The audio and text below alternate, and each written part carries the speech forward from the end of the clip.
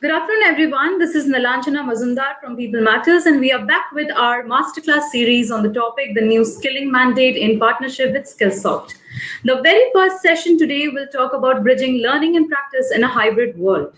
While there are a renewed interest in learning during the pandemic, there was a need to create avenues to ensure that employees can practice the skills that they learned. From virtual coaching, job shadowing, and short term projects, there were a number of new ways companies explored the need to practice. Today, we will bring together expert views to understand how the companies are innovatively thinking about enabling practices in a hybrid world of work. It gives me immense pleasure to welcome our speaker for today, Leticia Fio, Global Head of Learning and Development, UPL. Let me just give you a quick introduction about our speaker today. Leticia is an HR journalist with more than 20 years of experience in learning and development, talent management, and change management. She has been working in multinational companies in various HR positions with experience in sharing HR best practices within international group. She successfully delivers HR support for businesses by turning strategy into actions, ensuring HR process effectiveness, coaching managers to transform initiatives, embed performance culture, and keeping people engaged. Welcome to the session, Leticia. We are so glad to have you on board with us today.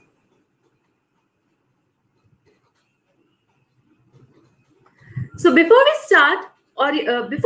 so audiences, please take a note that we will be taking the live questions towards the end of the session. Please feel free to share your questions for Leticia anytime during the session in the comment section on your right side of the screen. We will try to respond to as many questions as time allows. So not delaying any further, let me invite Leticia to take over. Over to you, Leticia.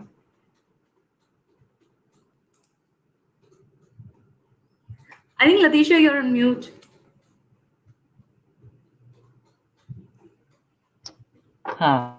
Yes. That's better. Thank you very much, Nilanjana. Good morning, good afternoon, good evening, wherever you are in the world. I'm Laetitia Fieux, so I'm based in France, and it's currently 10:30 in the morning. I'm going to share my screen and we will start the presentation. So I'm very pleased to be with you today to talk about this topic and to basically show you what we've been doing at UPL. Is the screen fine, Nilanjana? Yes, absolutely fine. Okay, good. So what we want to talk about today is how do we bridge learning and practice in this hybrid world due to the changes we're facing with the pandemic. So the first thing we're going to have a look at, it's, what are the effects of the pandemic on the learning practice and strategy? What are we all going through and what can we do? So at the moment, we are living a global health crisis. This is very much well known. Hopefully it will end up soon. We're living, of course, a worldwide economic uncertainty, and in some countries it's worse than in others. And then there's also a widespread social justice movement. If we look at for example, at the United States, we can see this with the Black movement.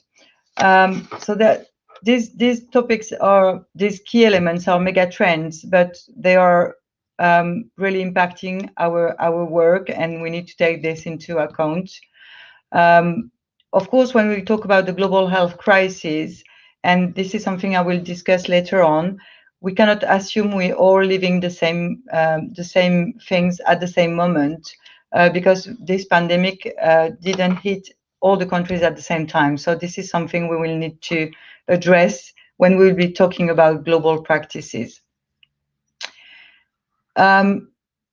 This statement about the new coronavirus pandemic highlighted two urgent needs: to be more digital and more human. I really think it's very relevant. It's definitely the two dimension that needs to be investigated and needs to be invested to still get our people engaged.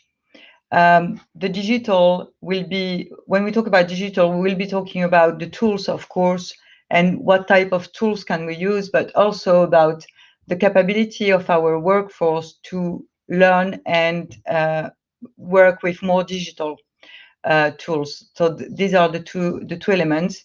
And then the more human side, it's definitely something we need to be creative about, because we are at a distance, but still we need to communicate. We need to share a nice moment. We need to feel closeness, even with the virtual distance. So I will be coming back on those two statements later on to explain to you how did we address that at UPL. So currently, what we are talking about, and you can see that in many reports and many, consulting group studies, we are talking more and more about hybrid workforce and hybrid workplace also. So basically, there's this trend where we can see it will be a mix of going to the office and, for example, home working, and it will be more and more developed in those areas. So the way we will be supporting our workforce and developing them is also need to shift, and we are in a changing mode. How can we address this? So there's 5 takeaways you can see on the screen. Then the first thing is to map your skilling requirement for the hybrid future. This is something key. We need to think ahead, and we need to think, okay, it could be back to normal, but it won't be back to the normal as we knew before, because people, of course, took some habits in the meantime, and also organize themselves differently in respect to work and life balance. So this needs to be taken into account and need to be think ahead. Also, we need to, well, there's more and more formal and informal learning, and this topic about democratizing learning is very key. How do we do that? And also there's the question of the ROI, okay, that we need to address. How experts in L&D or HR people can measure the ROI when people are learning on platform or learning by themselves. This is a key point. We need also to identify the competencies for the future. Of course, with the alignment with the business unit, we need to address, this is the point 4, fatigue and build resilience. That's very true. And we will see, how do we overcome this? How can we get better and support our employees better so they've got less fatigue and building, we help them building their resilience also. We will talk about customer centricity for sure. This is a key element. And we see that agility is a very important topic at the moment. It was before, but now more than ever, because of the fast pace changing environment we are in. So putting people in this agile mode, still feeling them, bringing them some security. This is very important. And then we need, of course, to rethink our learning tools, and here it's where we can get more and more creative. Briefly, I want to share a bit of focus on India. These are key percentages for L&D priorities, for example. 82% are on building skills and capabilities required for the future. Most of the companies, we are lacking, for example, just awareness or capabilities for the workforce to work on very digital tools. So this is something that happened at UPL, and I will explain to you how we overcome that. And for example, on the key L&D challenges, there's also the need to demonstrate the ROI, like I was saying before. This is very key. How do we invest and then measure our return on investment? Still on the market trends, the e-learning in the new normal, there's a lot of challenges, of course, but also opportunities, and you can see them on the screen. We can see there's a a personalization of the content and immersive content that is needed. Um, there's also an increased focus on value realization. This is very key. And curiosity based on informal learning for organization transformation. I would add to that, of course, there's a lean access practice apply, but also there's the need again to be agile and to find ways of learn, unlearn, and relearn in a fast mode. Again, this is a key for bringing agility.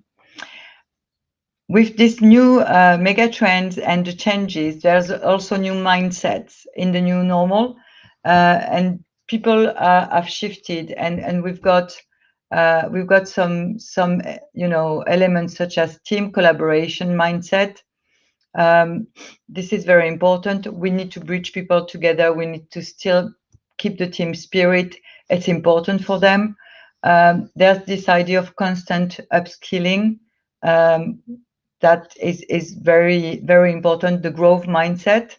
And you can see all the other points on the screen. I don't want to read and to go that much into detail, but just to give you the idea that there's new mindset in the new normal and the new mega trends. So when we said that, what does it mean? So it means it's time for reinventing and democratizing skills development. And I will come back on that for the UPL example, and I will explain to you how we did that, trying to reinvent our avenues for learning. Just to give you first, before I go on the practical example, I just want to give you a brief highlight of UPL. So we are a global leader in sustainable agriculture. We are ranking 5 in the industry. You've got the main data on the screen. We've got a global footprint with 44 manufacturing facilities and 25 R&D fit facilities.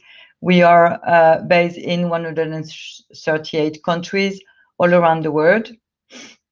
And our main purpose, we've got a purpose. We are a purpose-led company. It's called Open Ag. It's an agricultural network that feeds sustainable growth for all, no limits, no borders. So this purpose has been built 2 years ago after a massive merger between UPL and Arista. And the new UPL, this is the purpose for the company. And we build all our HR practices and learning and development, including this purpose and the culture and the values. So I'm insisting on that also because you will see it's very important to tie up the values and the action you're doing in terms of L&D, because this is meaningful for people, and it's got a great impact in terms of engagement. I'm just showing you quickly the value chain. Open Ag means we are connecting with all our, of course, stakeholders, but Open Ag is also the idea that what is good for us is good for our customers and is good for the community. So we are strongly believer of the win-win-win value, and it's the way we are acting every day in our daily life at work. What you can see here, it's also, of course, it's all starting with our customers, and there's a new collaboration model that it's needed to help farmers grow and prosper. So what does it mean? It means also that we are living in this business area. So first of all, I must say we are very, let's say, lucky into quote, because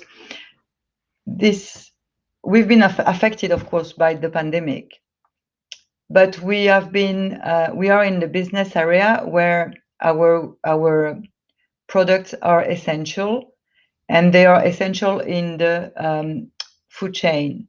So even when it was full lockdowns in many countries, we've been required to stay open and to carry on working and producing because we didn't want any disruption into the food chain. So that's really a key point. First, this business, is still in full development. The second point is agriculture is now for a while it started to be 2.0. So you can see a drone on the picture and you can see a tablet, and our farmers are turning more and more digital themselves. So what we will be doing for our people will also, of course, enhancing the capabilities of our people in digital is also answering to our customers in their digital needs. And they are the true heroes of our story for sure. Just very quickly browsing on the 6 values, because again, I think this is key in if you've got strong values in a company, if you've got a purpose, then you can give all the key messages and bring the team together, even if you're in a virtual mode. So the 6 values of UPL are on the screen: always human, nothing is impossible, win-win-win, one team, one focus, agile, and keep it simple, make it fun. And I must say, we've been putting in place since the pandemic happened quite a lot of initiative, whether it is in culture, in HR communication, or L&D, using these 6 values. So we said previously on the slide deck that we need to democratize learning and to find new avenues. Here I'm sharing a slide from Percipio Skillsoft, because this is the tool we selected, and I'm going to show you how do we embed it into the UPL culture. And we selected this tool because of the flexibility and the easiness of access also, and the rich content for sure. There's plenty of content in it, and you can access on a mobile or on the, of course, computer, and you can learn at your own pace. So that's why we choose Percipio. So now the thing is, at UPL we didn't have any digital e-learning tool. So when we started this journey, we really think to engage people first, and we really think to, again, make it our own tool and customize to UPL needs, to UPL culture, and to UPL values. So the first thing we've done, of course, is changing the name. So we're not using Percipio internally. We're using OpenIntel. And OpenIntel, I'm showing you the slide deck of what we did internally. OpenIntel is the name we picked up, and everybody's relying on this name. It's very connected to our OpenAg purpose. So you can see transparent, no limits, and of course, intelligence data. So what we did, we've been doing an engaging campaign all along to make sure all our employees were understanding what we were doing, and also to make sure we are reaching all our sales force in the fields. You can see here a picture. This is very relevant to us. This is, this can talk to our workforce in the fields, because they are more and more, again, like I was saying, connected with the farmers, and the farmers themselves, they are connected to digital tools. So we call it OpenIntel. It's a door to limitless learning. Of course, it's modern learning platform design. You've seen that with this slide of Percipio. It's there to inspire, to motivate, and of course, to engage learners. Which shifted completely. In terms of visual and in terms of picture and communication, campaign was really strong.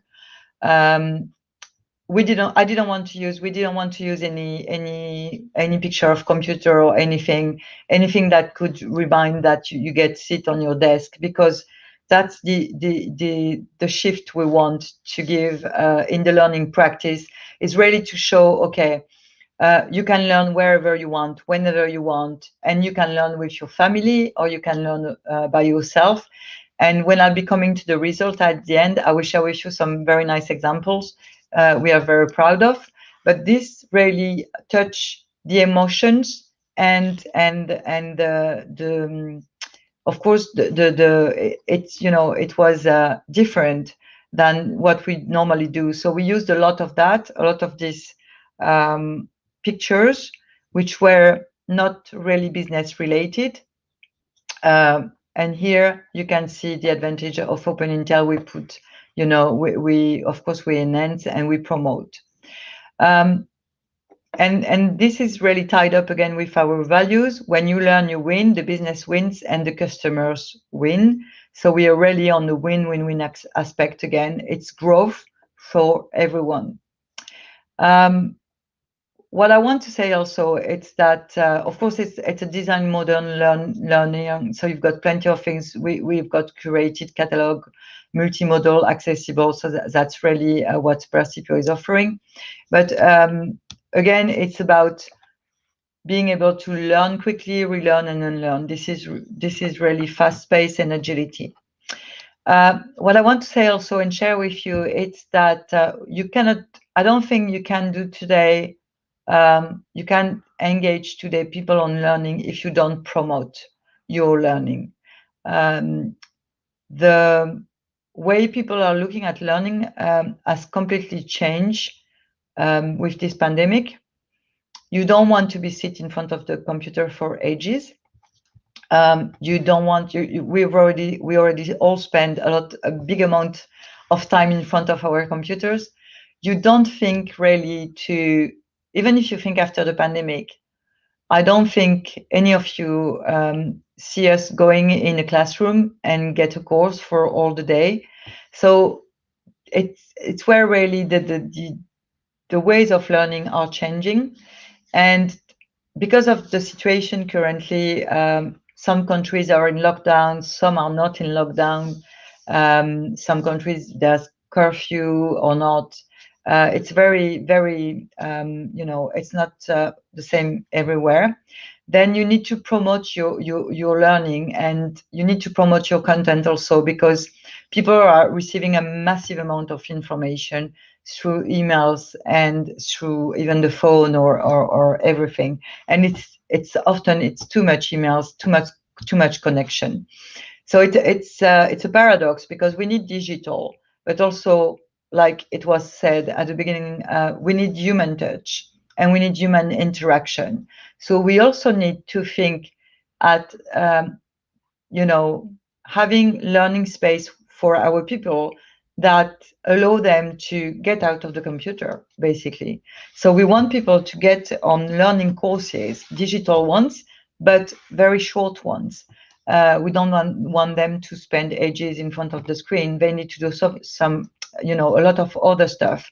And at the very beginning of the pandemic, we've done a lot of things, such as work at home policy, just to secure the bases. We've done also, we launched work-life balance wellness program. So we put a lot of courses online, Zumba courses, well-being courses, yoga classes, and also nutrition talk. And I mean, that come in addition, right? It's a different types of learning. It's not really learning, but it's also give the possibility for the people to connect together, to be there together, and to share experience together. And it's a way to open the minds on this digital tool where you can create different spaces, where you can do Zumba, where you can do classroom, etc., on a very short period of time. So all of this is very important to take it in a systemic way. It's not one isolated action. It's really, what do you want to do for your people? Which are the key topics you want to work on, and how it could really go all together to make a consistency approach, where you are thinking of your future. How do you want your workplace for future? So here you've got in front of you some examples of the promotion we've made to share the content of Open Intel and to bring people to the platform and get their buying. The first thing we've done on the left was very key. We've done a virtual lunch. So really, it was a big success. I mean, I wasn't expected that much, but we had more than 5,300 people connected that day for the launch of the Open Intel platform. We've done quite a good communication campaign before, with some teasers, etc., to raise the awareness and interest. But then we've done an open on a virtual event and all our leaders came and talk during this event. So they sponsor it a lot. So I think that gave us also a good strength right at the beginning. And then what happened is that we tied up our messages all along with the reality, of what happened in your life. So, for example, we've been on the budget cycle, so we promoted courses related to budget for the finance team, but also for the managers, non-finance manager. So we promoted the content at this very moment. Also, when we did the mid-year performance review, or we're going to do the performance review soon, then again we are, promoting courses that are really touching those topics and can be relevant for the people at this very moment. You can see on the screen, we also played on some key moments of the yearly calendar. So here you see it was Christmas communication, where we were talking about achieve productivity in your personal life. This is the type of course you can also get on Percipio. And we also used, and that's one of the key things when you are a global company, to basically to put in place something like that, you need to have strong support in your regions. And we've got a weekly call with our learning and development people internally. And we are also adapting our communication to key moments of some countries, for example, Brazilian Republic Day, Indian Republic Day, etc., or Women's Day, like yesterday in many countries, is very strong. So we adapted our communication for countries based, basically holidays or special days. This is also very key. We've been so the key word here is really doing an engaging campaign, and you can see other example on the screen. Again, we are shifting from staying at the desk or learning is boring. We want to say learning is growing, learning is fun, and learning is simple. So we've been using this type of visuals to create excitement, to create the willing to connect every day during 21 days, to create a learning habit. So this was also something we put in place. And again, the regions around the world were taking the responsibility to put in place at their pace. So that's what we've been doing at UPL to get ready to basically to embrace this hybrid world. We've been doing a lot of other things. When I was saying about this customer, our customer are of course the key people. And at the very beginning of the pandemic, we had also some webinars across the regions. For example, with Asia, Europe, Brazil, North America, we exchanged the best practices also in terms of how do we face our customers in a different ways, and we generated a lot of super ideas that we are also putting into place in different parts of the world. What we did also was to equip our sales force to be more resilient and to be more effective in dealing with the customers at the distance. That was a very big change for them, because the sales force, of course, they used to go and visit the customers, and they were quite obliged to stay in front of their computers or on the phone and just connecting virtually with the customers. So we put in place a global selling program with a remote selling part to support all our sales people around the globe to deal with the customers. So in terms of change the game, how did all that change the game? So basically, we had a lot of logging rates. We are currently I'm just shifting quickly to the, yeah, I'm here. So 92% business logins and 84% overall logins. We achieve a massive adoption rate. It's only 150 days. We launched it back in September, and we've already got 88 52% of adoption rate across the globe. So this is just amazing. We've got super feedback. You can see the course completions on the screen. You can see the total videos view. It's a very interactive platform, and we recently integrated TED Talks on it, and we are willing to achieve.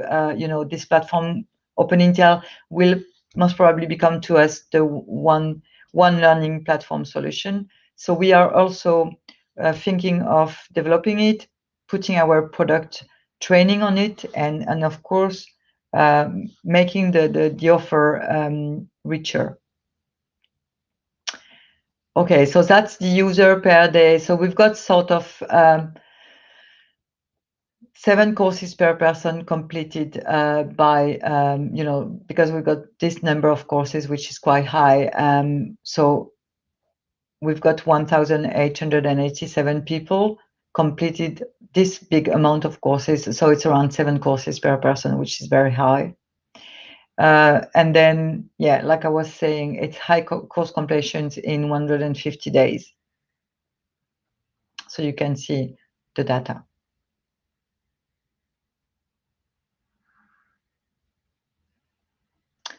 That's it. That's what I wanted to share with you today. Thanks for your attention, and I'll be glad to take your question now. Thank you. Thank you so much, Letitia, for sharing such great insights with us. So I will not wait further. I'll just move on to the audience question. So I think first question that I can see my team posting here is we would want to understand from you, Letitia, that how do we actually calculate the ROI right now, since we know that we are working in a hybrid work, setup altogether. So, do you? I mean, it's very we would want to understand your opinion in terms of anything in particular that UPL has adopted in the organization. Any particular process that you have taken up? So there's 2 things. The first thing is Open Intel is very strong on metrics. So we've got a lot of, as you could see at the end, I just show some of the percentage, but really we can have very detailed metrics. On for example, we know what are the courses that people are looking the most. Of course, we know how many people has been trained on this and these courses. So we've got strong metrics here that we can use to measure, in terms of pure learning, how many courses people are taking and what, etc. In terms of return on investment on the capabilities, we are obviously tidying it up with the performance review. So that's super important. We are now on the phase where the IDP, the individual development plan, need to reflect what the person is doing, whether it's informal or formal. We said that before. We can see the learning avenues are more flexible now, and somebody can learn something, because he wants to learn it, and not because the manager wants him to do it. So this needs to be taken into account, but also of course the manager's requests. So we really tied it up during the performance review in the IDP to measure the return on investment, because it's where you can do the proper assessment. Yeah, very well said. Okay, so moving to the next question, Letitia, that I have, I can see is with everyone working from home, and we are definitely stretching our working hours as well. So how do you, focus to probably create an engaging and interesting way of, maybe like an informal learning or maybe like a formal learning, but how do you ensure that each employee of your organization is actually taking up learning with full heart? So Well, we're trying to ensure that with the managers' connection to their people, but also we're trying again to create some space for sort of fun and casual talks. So, for example, I attended it's a kind of happy hour. uh, I attended one. It's the India region is doing that, taking the managers or everyone, all the employees in happy hour, and they share their experience. So I was there in that meeting, and people were communicating to each other what they've been doing. So sharing this experience is also engaging people, from their heart. And during one of these meetings, that was really interesting for me. I learned that well, a lot of people were looking at the courses with their families, actually. So the wife or the husband and even the children were accessing the courses, which in my view it's great, right? Again, it's flexibility. It's flexible. We're giving access to our employees, and again, we are in this win-win-win and growth, um, consistent orientation, and that was great. So probably it's where you can ensure it's to leave a bit of emotion, between people, and where you can also well, make the boundaries between work and life balance a bit more stretch. And there's no harm for people to connect as a family. So that also was a very key point, I think. The other thing I can share with you, it's we put in place also some of course courses with webinar and trainers that we used to work with, um, shifted their offer for virtual classroom. And I remember I spoke to one of the trainer, and you know, basically I asked them all. I asked all of my training partners to do something more. I asked them to connect with the people ahead of the training days, and they tested it and had super good feedback. And they said to me, "Oh, this is really good. This is a very good approach. We didn't think about that." So, what's the purpose of that? The purpose is, again, we are all in virtual setup. We don't know what the people are doing. We don't know their own environment. We know nothing, or we know little. With maybe their children around, maybe they had to work very late because they had to do a report, something. Well, we don't know what's the status. But the idea is, when you want people to go on a learning course, you need again to shift their awareness to this learning moment. So if you just drop an invite like this, of course, it's come from the IDP, and they need to take this course. I'm taking the example, we put in place change management course, of course. And you don't want to, you cannot expect people just to jump on a course like this, get out of their virtual mode of what they're doing at the moment, because they are not on a space work. It's not the same as if you go on a classroom.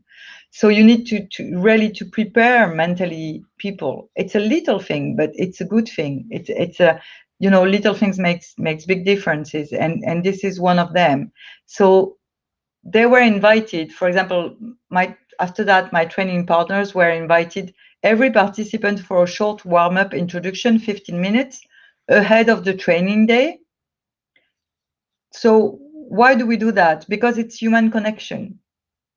Because it helps, rebuilding rebuilding links before you go on a webinar together during 2 or 3 hours, spread on 3 days or something like that. But this very little moment raise awareness and rebuild some human links. So that was also something we did. Great, great. That sounds really interesting. So, Letitia, moving to the next question, I'm sure most of us really know the definition of probably micro learning. But if I were to ask you that, what is it according to you that micro learning would be all about? and how can we, working in this new world of work that we are getting to, how can we probably adapt in a correct way the micro learning aspect altogether? So for me, again, if I come back on Open Intel, well, I'm calling Open Intel, but it's Percipio for sure.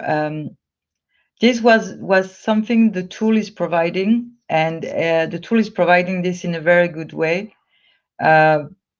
because again, you don't, and people cannot take long courses, full day courses on one topic.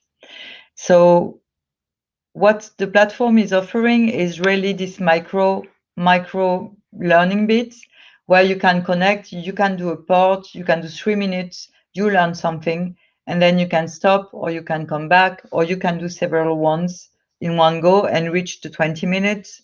And this micro learning is, I think it's essential in the sense that everybody can do it at his own pace. And again, it's all about that, right? Where do you fit your learnings in the day? When we did the habit calendar, most of the region picked up 15 minutes to 30 minutes maximum per day, because that's already a huge amount of time spending in, when you want to dedicate to a learning.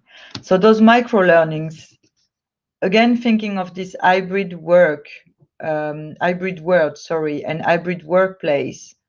where we need more agility, and things are going to stay a bit like this for a while, a bit uncertain, etc. Again, it's very key, this micro learning, because you can quickly learn something on a short time, and then you can relearn, or you can come back on it. And that's where I think it's essential. Right, right, very well, right. Okay, so I have two more questions, probably, Letitia, to ask you. So one is, I mean, we have heard, about taking up practical skills, and how practical skills are something that are really important right now. But how does one actually assess that particular, skill that, I should probably go ahead with such and such skill right now and not that other skill? So how do we reassess and strategize our learning process accordingly, if you were to give us a tip?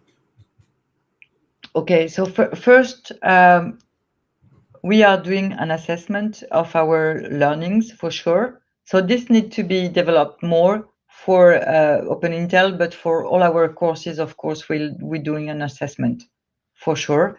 And we doing an assessment just before, just after the courses, and six months after, because you need to see if the person really took on board the capabilities and put into practice. So that's one thing. The second thing we're doing often, and I'm really keen on that because that's help a lot on return on investment, measuring return on investment. Most of our trainings are 70% role plays when it comes to the webinars, and it was like this when it was in the classroom. But 70% role plays means you put really the person outside of the comfort zone. And when you put the person outside of its own comfort zone, the learning is bigger. And the action, and also the fact that you ask people not to leave in the room or the webinar without action plans. So that's also a way to, how do we, put it into practice? How do we assess? It's always these elements that are combined together that can help to, to do this, basically. Right. Okay. All right. And moving to the last question that I have for you is, maybe if you had to share some key learning metrics that we should be probably focusing in this new world of work that we are catering to, what were that be? A key learning metric. Any particular key learning metric that you as a leader would like to suggest our audience right now, who are hearing you, watching you share your thoughts? So any key learning metric that you would want us to focus on? I would say that, there's a lot of content on well, on some of the platform or even in free courses, okay, on the internet, etc., about how to deal in work-life balance at the moment, etc. It was already there before, but now it's more than ever. And you've got also, I think the first thing basically is to make sure people are fine, right? If you the first key learning metrics is to measure if the you've got your workforce is fine and up to be able to learn and feel safe. So I think that's the key learning. So all the aspects on well-being, wellness are really important. There's a lot of very interesting courses in Percipio on that also, and we pushed that a lot. So I would say the first key learning is this one, and second one will be about, of course, all the leaders aspect, leadership and management, because again we need to have a strong line management to keep people feeling feeling if their workplace, if they were at the workplace. So that's my thinking. Great, great. Thank you so much, Letitia, for sharing such great insights with us once again. And ladies and gentlemen, with this question and answer session, we are going to wrap up today's masterclass. We would like to thank our today's partner, Skillsoft. You can provide your feedback in the survey link provided in the chat section because your input matters. Stay tuned for our next session on the topic, the new skilling mandate, unpacking the role of leadership in a hybrid workplace. We will be having Govind Srinivasan, Senior Director Learning and OD Consultant, Conjoint Business Service LLC, joining us. That concludes today's session. Thank you so much and have a great day ahead. Thank you very much.